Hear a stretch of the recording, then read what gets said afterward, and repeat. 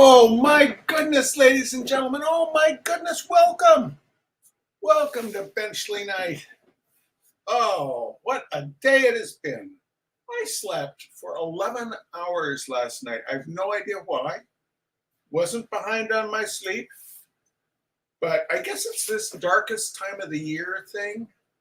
I don't know, but I slept 11 hours last night and all day today. I feel like I could fall asleep again. Anyway, I am here. It says no one is, oh, now it says 3 people are watching. So hi out there in internet land, ladies and gentlemen. Oh, so let us see. So we did not ask for a liberal snowplowing do-gooder beneficiary tonight because it's the holiday season, you know. But nonetheless, we always have people who contribute, like it or not. So we have a couple of people to thank, amazingly enough. And don't feel guilty that you didn't give this week. Don't feel guilty, ladies and gentlemen. But we do want to thank out there in Cincinnati, Ohio, the most excellent JT Mayor. And out there where we cannot say, because they choose to remain anonymous. But we have to thank Anonymous. Thank you, Anonymous. And we have to thank Anonymous 2. Anonymous 2. Also, where we cannot say Anonymous 2 is, but it's damp.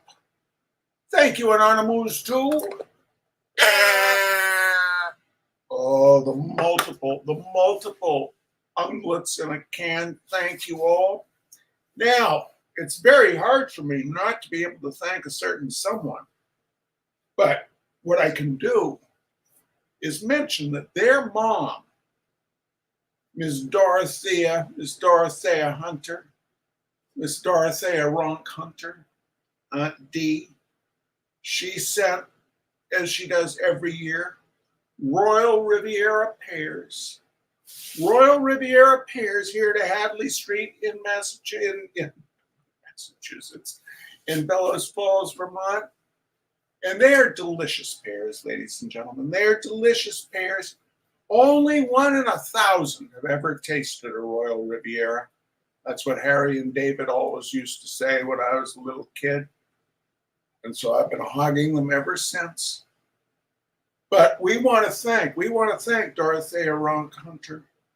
And the person to convey that thanks is my very, very, very, very tall cousin, Mr. Nat Hunter, his wee little dog, Ginger, and his wonderful wife, Elise. Could you convey that? Could you convey that, very tall cousin? Could you convey our thanks? Now, another family tradition, a beloved family tradition in the Hunter family, was around Christmas Eve, my mom would trot out the Birds' Christmas Carol, a syrupy, saccharine, tear-jerking story about little Carol and her desire to give a fine Christmas dinner to the Ruggleses in the rear. And after reading that, my father would want to give us a bracing counterbalance to the saccharine, and he would always trot out Editha's Christmas Burglar by Mr. Robert Benchley. Now, Editha's Christmas Burglar, I was going to do the research, but then I forgot today. Sorry. I better put that hat back on. My hair's not looking, it looks like it was chewed by an orangutan. Editha's Christmas Burglar is based on a story, I guess, late 1890s, early 1900s, about a little girl who discovered a burglar downstairs and converted him, and all ended well. Mr. Benchley's take was a little bit more cynical, and my mom did not like it. She did not like it one bit, but hopefully you will. So thank you for joining us as the holiday season approaches on Little Cat Feet. It's starting to look a lot like Kwanzaa around here. can tell you that. We have a lot of rain. That's what Vermont looks like nowadays around Christmas time. A lot of rain. All right, let's see who's there. Hi, Tony Hewlett from Wisconsin. Hi, Facebook user. That must be Ms. Martha Rowley. Hi, Ms. Martha Rowley. I know it will start getting later again. Not soon enough, I agree. And let's see. Oh, Elise says that Ginger is watching. Hi, Ginger.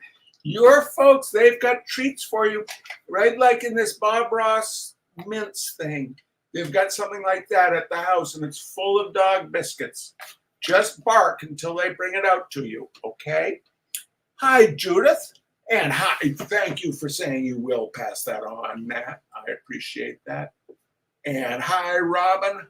Hi, Susan Hunter-Gees from Barrie, Canada. You know, a lot of the hunters, we came down from Canada. I wonder if we're related. We came down from Ontario. And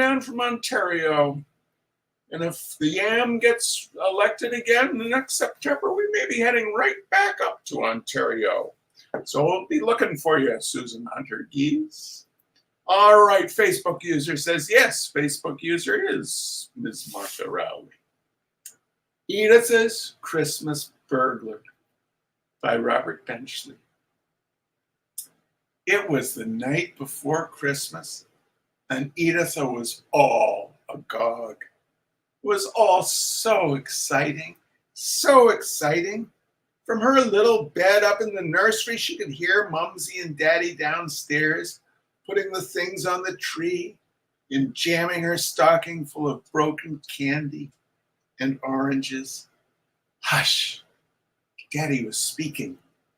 Eva, he was saying to Mommy, it seems kind of silly to put this $10 gold piece that Aunt Isaac sent to Editha into her stocking. She is too young to know the value of money. It would just be a bauble to her. How about putting it in with the household money for this month? Editha would then get some of the food that was brought with it, and we would be $10 in. Oh, dear old Daddy, always thinking of someone else. Editha wanted to jump right out of bed right then and there and run down and throw her arms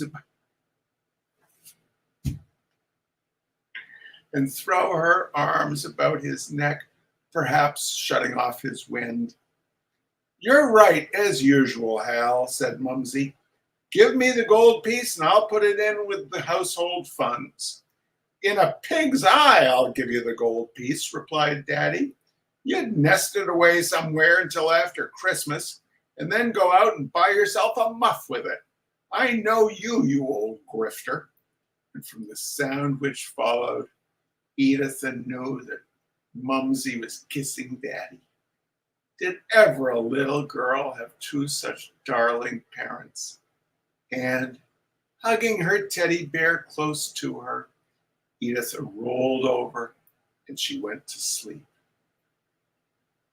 She awoke suddenly with the feeling that someone was downstairs. It was quite dark, and the Radiolite traveling clock, which stood by her bedside, said 8 o'clock. But as the Radiolite traveling clock had not been running since Easter, she knew that that could not be the right time. She knew that it must be somewhere between 3 and 4 in the morning, however, because the blanket had slipped off her bed, and the blanket always slipped off her bed between 3 and 4 in the morning. And now to take up the question of who it might be downstairs. At first, she thought it was Daddy. Often, Daddy sat up very late working on a case of scotch. And at such times, she would hear him downstairs counting to himself. But whoever was there now was being very quiet. It was only when he jammed against the china closet or joggled the dinner gong that she could tell that anyone was there at all. It was evidently a stranger. Of course, it might be that the old folks had been right all along and that there really was a Santa Claus after all, but Editha dismissed this supposition at once. One of my favorite lines. The old folks had never been right before, and what chance was that? And what chance was there of their starting in to be right now at their age? Why, none at all. It couldn't be Santa, that jolly old soul. It must be a burglar then. Why, to be sure. Burglars always come around on Christmas Eve, and little yellow-haired girls always get up and go down in their nighties and convert them. Of course. How silly of Editha not to have thought of that before. With a bound, the child was out on the cold floor, and with another bound, she was right back in bed again. It was too cold to be fooling around without slippers on. Reaching down by the bedside, she pulled in her little fur foot pieces, which Cousin Mabel had left behind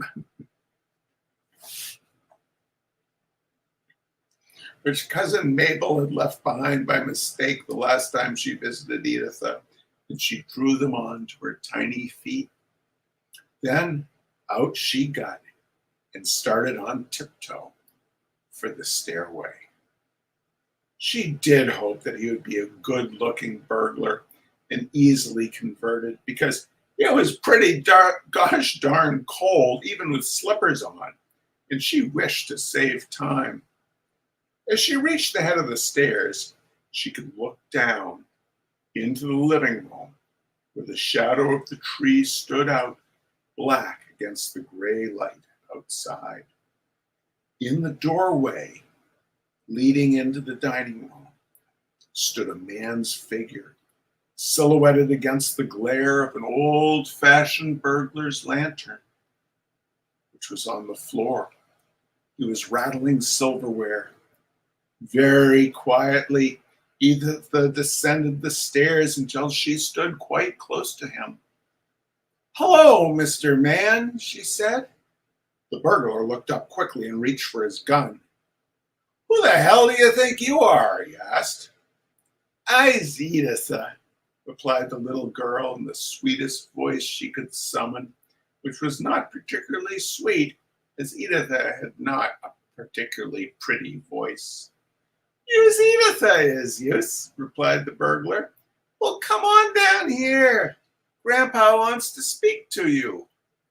"Yous is not my grandpa," said the tot, getting her baby talk and tough talk slightly mixed.